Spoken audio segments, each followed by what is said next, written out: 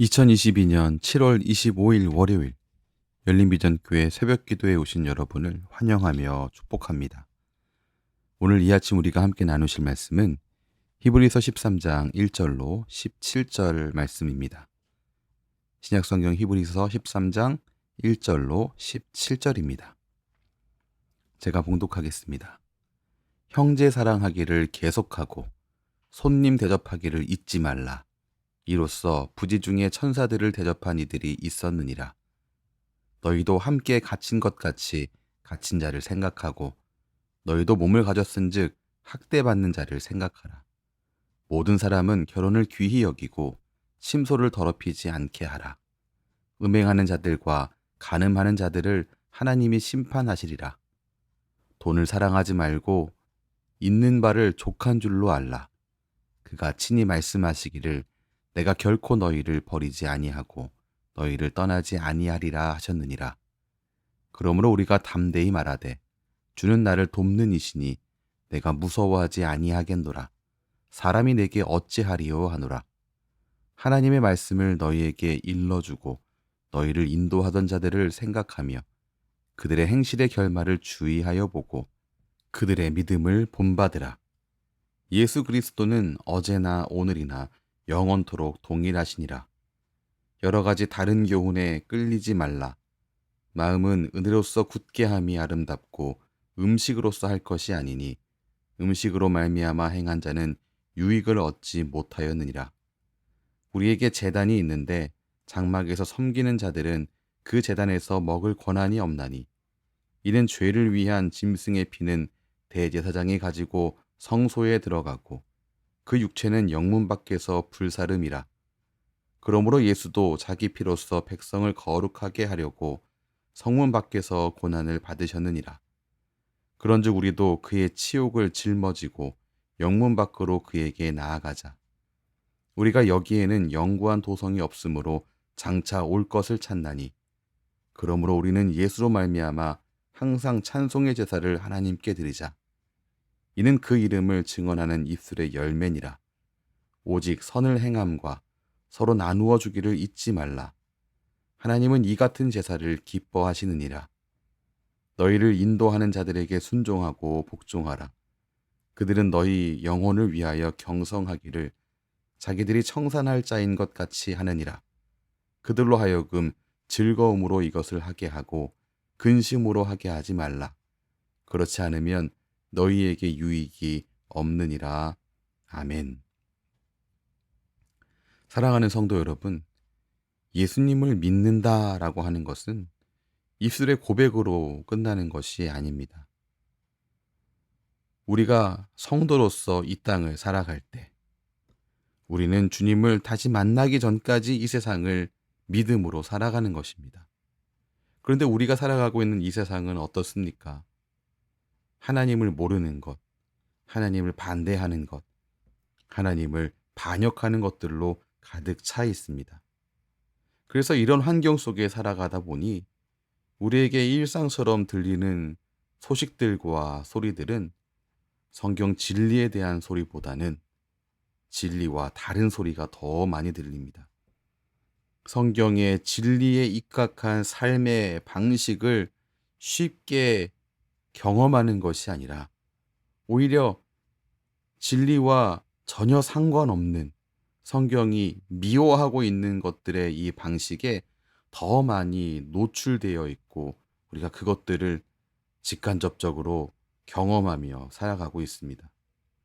성도된 우리는 이런 상황에서 어떻게 믿음을 지키고 살아갈 수 있을까요?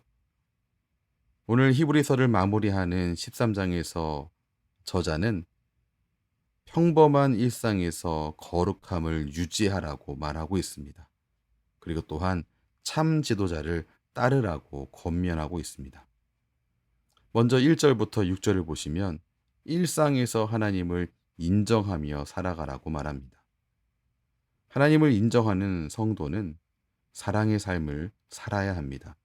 나그네를 돌아보고 고난에 처한 이웃을 섬기는 것, 그것이 바로 믿음이라고 오늘 1절부터 3절이 말하고 있습니다. 4절에서 6절은 어떠한 삶을 성도가 살아야 하는가를 말할 때 정결한 삶을 살아라라고 말하고 있습니다. 특별히 정결한 삶을 이야기할 때 두 가지를 말하고 있는데요. 첫 번째는 결혼 생활의 정결함입니다. 결혼 생활의 정결함은 하나님과의 거룩한 관계를 지속하기 위해서 지켜야 할 중요한 요소 중에 하나라고 오늘 말씀이 말하고 있습니다. 그래서 4절 말씀을 보면 이 결혼 생활을 귀하게 여기지 않고 침소를 더럽히는 자, 음행하는 자, 간음하는 자들은 하나님이 심판하신다라고 말씀하고 있는 겁니다. 두 번째는 정결함을 말할 때 돈에 대한 것을 말하고 있습니다. 결혼 생활과 더불어서 돈 또한 하나님과의 관계에 지대한 영향을 미치기 때문입니다. 돈은 힘과 영향력이 있습니다. 우리의 주인이 될 수 있는 것, 하나님과 더불어서 돈입니다. 마태복음 6장 24절에서 예수님 이렇게 말씀하셨습니다. 한 사람이 두 주인을 섬기지 못할 것이니 혹 이를 미워하고 저를 사랑하거나 혹 이를 중히 여기고 저를 경히 여김이라. 너희가 하나님과 재물을 겸하여 섬기지 못하느니라. 예수님께서도 돈을 하나님처럼 사람의 주인이 될 수 있는 존재로 언급하셨습니다. 성도는 어떤 사람입니까? 하나님을 주인으로 모시는 사람입니다. 하나님의 사랑을 신뢰하며 욕심과 불안을 내려놓고 하나님의 뜻이라는 가치로 살아가는 것, 그게 바로 성도의 삶입니다. 사랑하는 성도 여러분, 오늘 6절 말씀이 말하고 있는 것처럼 우리 또한 담대히 외쳤으면 좋겠습니다. 주는 나를 돕는 이시니 내가 무서워하지 아니하겠노라. 사람이 내게 어찌하리요. 이렇게 함께 외치면서 하나님을 주인으로 모시며 사랑과 거룩으로 나아가시기를 주님의 이름으로 축원합니다. 이어서 7절부터 17절까지는 성도들의 신앙생활에 관한 지침을 제시하고 있는데요. 특별히 간략하게 요약하면 참 지도자를 따르라고 권면하고 있습니다. 7절을 보시겠습니다. 하나님의 말씀을 너희에게 일러주고 너희를 인도하던 자들을 생각하며 그들의 행실의 결말을 주의하여 보고 그들의 믿음을 본받으라. 7절 말씀에서 너희를 인도하던 자들은 지도자들을 가리킵니다. 성도는 그들을 기억하고 그들의 행실의 결과를 보고 믿음을 본받아야 합니다. 그들의 전생애에 나타난 매일의 행동을 주의 깊게 관찰해야 하고 그 삶을 살아가기를 힘써야 하는데요. 이런 점에서 최고의 본은 누가 뭐라 해도 예수님이십니다. 왜냐하면 8절이 말하고 있는 것처럼 예수 그리스도는 어제나 오늘이나 영원토록 동일하시기 때문입니다. 따라서 성도된 우리는 우리의 눈을 예수님께 고정해야 합니다. 우리의 참 지도자이신 예수님께 말입니다. 예수님은 결코 변하지 않으시기에 예수님으로 말미암아 시작된 새 언약도 결코 변하지 않습니다. 그래서 우리는 여러 가지 다른 교훈에 끌리지 말고 오직 우리의 시선을 예수 그리스도께 고정해야 하는 것입니다. 9절에서 12절은 예수님의 영원한 제사 사역을 설명하면서 그 예수님께 나아가라고 권면하고 있습니다. 13절 말씀을 보시겠습니다. 그런즉 우리도 그의 치욕을 짊어지고 영문 밖으로 그에게 나아가자. 예수님이 우리의 참 지도자이신데 그 예수님의 사역들을 생각하고 바라보게 될 때 우리가 해야 할 일이 있다라고 13절 말씀이 말하고 있는데요. 그것은 그의 치욕을 짊어지고 예수님처럼 나아가라는 것입니다. 예수님을 따라서 십자가를 지라는 말씀입니다. 특별히 여기 13절 보시면 영문 밖으로 나아가라고 말하고 있는데요. 문자적으로 이 영문 안은 예루살렘을 말하고 영문 밖은 골고다 언덕을 의미합니다. 그러나 영적으로는 영문 안은 십자가가 없는 곳, 세상이 알아주는 것을 의미합니다. 반면에 영문 밖은 십자가가 있는 곳, 예수님이 나아가신 곳을 말하면서 멸시와 천대, 능욕이 있는 곳을 의미합니다. 여러분, 예수님이 영문 안에 끝까지 머무셨습니까? 아니면 영문 밖으로 나아가셨습니까? 예수님은 영문 밖으로 나아가셨죠. 그런데 오늘날 우리는 어디에 우리의 거처를 두고 있습니까? 어디에 머물러 있고 싶어 합니까? 영문 안에 머물러 있고 싶어 합니다. 쉽고 편하게 이 땅을 살아가고자 하는 이 마음으로 인해서 우리는 그냥 익숙하고 안전한 곳에 멈춰 있고 싶어 하는 것입니다. 그런 우리를 향해서 오늘 13절 말씀이 권면하고 있는 겁니다. 멸시와 천대와 고난의 십자가를 지고서 편안과 안전의 울타리 밖으로 나아가자고 우리에게 권면하는 것입니다. 오늘날 예수님을 따르는 길이 환호와 존경의 길이 아닌 것 같습니다. 그렇다 할지라도 예수님 외에는 진정한 구원이 없습니다. 이것이 의미하는 바는 비록 멸시와 천대, 고난이 있다 할지라도 예수님 걸어가신 그 길을 따라가는 하나님의 귀한 자녀가 되시기를 주님의 이름으로 축원합니다. 오늘 말씀을 정리하겠습니다. 하나님께서 기뻐하시는 제사는 일상의 제사입니다. 일상의 제사는 일상을 믿음으로 채우는 삶을 의미합니다.